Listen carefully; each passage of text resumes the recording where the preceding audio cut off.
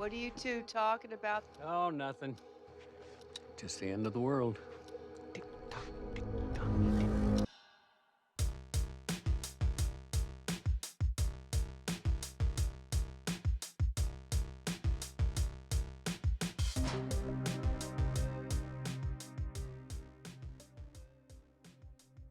Hello and welcome to a special Who Pods the Watchmen mini. I'm your host, Grant, and I'm here solo in the studio because I wanted to do a quick review of our final episode in the trilogy of episodes of the trilogy of albums that we've been receiving. So HBO has been very kind to go ahead and send us all three of the albums that Trent Reznor and Atticus Ross put together for their collaborative project making the soundtrack for The Watchmen. It's been a week since the finale came out, just about, and with the last of the three parts of the trilogy in completion, their final album is out as well. We have a copy of it here in the studio, and I wanted to go through this like I did with the first album, Son of Pale Horse, The Book of Rorschach, and the second album, American Hero Story. I'm pointing them behind me. I don't know if my head's in the way. I moved there for a second for you. But yeah, I'm going to go ahead and talk about this one. Holding it up here for you to take a look at. It's Butte. It is called The Manhattan Project, although it's the 9-Inch-Nails Manhattan Project with like all the vowels kind of taken out here. And the album is really pretty. It's got the blue head of Dr. Manhattan down here in the lower right corner. It's got a couple little sticker warnings over here. It's got the title in red up top, like a Mars kind of red. And the bottom warning says, important warning, this album contains sounds and frequencies recorded at M-Site 11385/UK, the crater. For listeners suffering from 11.2 PTSD or imbued with extrasensory perception, an EDS filter is suggested to ensure a risk-free immersive experience. I don't know if all of us understand what's going on there. The first part is M-Site 11385 UK. That's in reference to the Dr. Manhattan site, also known as the Crater, which is where they recorded this album, the fictional album. And then it's talking about anyone who suffers from 11.2 PTSD. That is the date when they dropped the squid in New York. Adrian Veidt did in the original comic book. And then you can get EDS filters, which is extra dimensional. I don't remember what the S is, but it is for anyone who's sensitive to anything related to Dr. Manhattan or the squid or all of that. It's probably mainly like a placebo kind of thing. But up here, it's got an explicit warnings, valid ID required little note up top. And it says the long-awaited release of the Manhattan Project recordings, overseen by Atticus Ross and Peter Christopherson, remastered 2019 audio on 180-gram vinyl, original artwork, and more. And this is Halo 10, originally recorded November 2001. Let's flip this over. And on the back, you can see there. I'll hold it up to the camera. There is the back artwork. And what we're seeing in blue here, it's kind of hard to see when I look at it just like up close. It's like blue with like a blurry light blue. But once I kind of held it up to the camera, I was actually getting a sense of what I'm seeing there. And what it is, it looks like it's the original castle outline, the manor that Dr. Manhattan transports over to Europa. I think you're seeing kind of this kind of ghost silhouette of that going on there. And then it says, it's got the listing of tracks here. Side 1 includes track 1, Who Will Save Us Now? 2, Just Do It. 3, The Actual Events. 4, The Way Out Is Through. And 5, Message Never Sent. Then on side 2 it says, Not God, She Bleeds Through, The Eater of Dreams, Tech Basina, and last one out, Turn Off the Lights. 5 tracks on each side. Once again, it reiterates, recorded on location at M Site 11385. So November 3rd, 1985 in the UK, the crater. And the crater, as it discusses in what we're going to get into in just a bit, is the site where the manor, the castle that was transported to Europa, used to be. So instead of Dr. Manhattan building a brand new castle just like that, he just lifted the old castle that he loved wholesale, whole cloth, just right out of the ground and transported it over to Europa. And he did this the day after the events of 11/2, when the squid was dropped. The squid was dropped. Next day, that manor disappears. So I guess after the events of Watchmen, when all the shit goes down in the confrontation with Adrian Veidt, and Dr. Manhattan pieces out and says, I'm going to go create life elsewhere, he goes right over to Europa, immediately makes everything, creates all the life, creates the biodome that he makes, and then just zips that castle over there. All songs are by Christopherson, Murphy, Reznor, and Ross. And about the same information over here on the spine. Let's see what's inside. Welcome to everyone who is joining me over on YouTube. I see you guys. If you guys want to comment on anything in particular, feel free. I'll check on it here and there. First off, we have the... Oh, wait. I don't want to jump the gun here. I have the... Where did that go? We got a little letter. It's essentially the same thing. The previous two albums had this envelope in yellow. It said Volume 1, Volume 2. It's got the little blood splatter sticker on the back. Opened it up. I already tore it a little bit. And then says, once again, Trent Reznor, Atticus Ross, Watchmen, Volume 3. And this just essentially has the same listing of tracks, although the names are different. So, on the official HBO series listing for the names of the tracks, Side A includes Doomsday Prepper, Clockmaker, Splice of Life, The Waiting Sky, and Let Him Ride. Whereas Side B has The Way It Used to Be, The Elephant in the Room, No Rhythm, Worthy of the Badge, A Stronger, Loving World, and Nothing Ever Ends. So Side B has a 6th track, which is not listed on the back cover here. Special thanks to a bunch of people on the back here, credits and whatnot. Now, we pull out the sleeve. We have, I'm not sure how well you guys are going to be able to see this. It's blue, and what you can see is there's a little diagram of the solar system. And you have the inner planets. We start with the first dot here. We have the sun, and then Mercury, Venus, Earth. A little bit further out is Mars, and then you have the asteroid belt. And then we have Jupiter here. Saturn way out here. Jupiter, it shows as 484. I'm guessing that is the actual constellation number that astronomers have designated for it. And you have a ring going around Jupiter, which presumably is for the moon Europa. Then it's got lyrics on here. It says, everything's blue in this world. Flip it over on the back.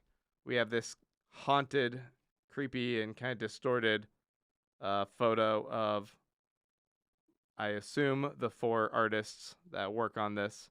Atticus Ross, Peter Murphy, Peter Christopherson, and Trent Reznor. And the white text says, and the sky cracks open, and God himself will reach his fucking arm through just to push you down. It's got a little bit more credits over there. It talks about how it was mixed and produced by the 9-Inch-Nails and Danny Hyde at Threshold. Just more credits. And inside the actual record, we have what looks like I'm guessing it's supposed to be like a kind of an abstract topographic map Looks a little bit like with this dot pattern. Feels a little bit Mike Allred or something going on there, but I'm guessing it's supposed to be a real close-up view of like a topographic map, maybe of Europa. It says side 1. You have number 20 here, number 12. On the back side, another little close-up of a map, and then it says side 2. Hold that up as well for you guys to take a look. And then it, of course, comes with a document, another little write-up that accompanies this. And this is called He's Gone Away. It is Trent Reznor. It's kind of a bio of how this album got made, and a little bit of a bio of the band, the fictional band of this universe, the Nine Inch Nails. Not 9 Inch Nails, mind you. It is the 9 Inch Nails. And this little write-up is by an Alan Curtis Shea, who must be the grandchild of Max Shea, who was the author of Fog Dancing and of the what's it called? Oh, he was the one who was basically the story architect for what was going on with the squid attack. So, oh yeah, I'm not gonna be listening to the album on here. I'm just reviewing the packaging and design and kind of story, a lot of the Easter eggs that are dropped in within this. So I do recommend you guys go and listen to this, though. It's available over on Spotify, and it's great. So taking a look at this, it's a little bit self-indulgent in a way, because this is 9 Inch Nails. Well, this is Trent Reznor, Atticus Ross composing this, and then this is kind of this bio about how this alt history of them got formed, and it's pretty funny. They go through and talk about like the effect that Dr. Manhattan initially had upon society. They go a little bit into his backstory, talking about how John Osterman eventually became Dr. Manhattan, and the effect that had on the rest of humanity, that there's now this God walking among us. They try and draw parallels between this album. Okay, so I guess let me take a step back. So this album was the history of this album here in this Watchmen universe is that this was created by 9 Inch Nails, by the members who initially, at least, they collaborated together, and they had fallen apart. They had all fallen on hard times, and then they came back together for one secret album that they recorded inside of this crater in the UK, where had formerly been the manor that was transported over to Europa. They don't know it's in Europa, presumably, but this was a transcendental therapeutic recording session for all of these artists who did this spiritual journey out to this crater, starting on Halloween, October 31st, and did this 3-day trek, where this outlines that on the first day they carved the Dr. Manhattan symbol into their heads. On the second day, they painted their bodies blue and got naked. Third day, something secret happened they don't talk about. And on the fourth day, on November 3rd, the day that this manor disappeared, is when they got to the crater, they set up, and they recorded this whole album in this crater. And then they decided it was too much of this spiritual experience, so they destroyed the whole thing. It was gone, they thought, for all of time. Except that it wasn't, because both Reznor and Ross made a backup copy. And then they decided to finally collaborate and release this album. And that's kind of the general gist of what's going on in this world.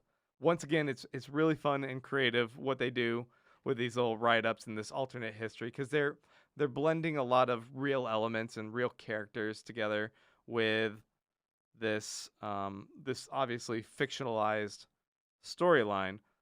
one of the key players that they have drop by in this is Sean Parker, one of the guys who created Napster. He is described instead as a tech savant as well, but instead of him being the person who says drop the from the Facebook and make it just Facebook for Mark Zuckerberg, he's the person who says, oh, don't have it just be 9 Inch Nails, have it be the 9 Inch Nails, which is why in this alternate history they go by the 9 Inch Nails instead of 9 Inch Nails. Pretty funny, but he's also sort of this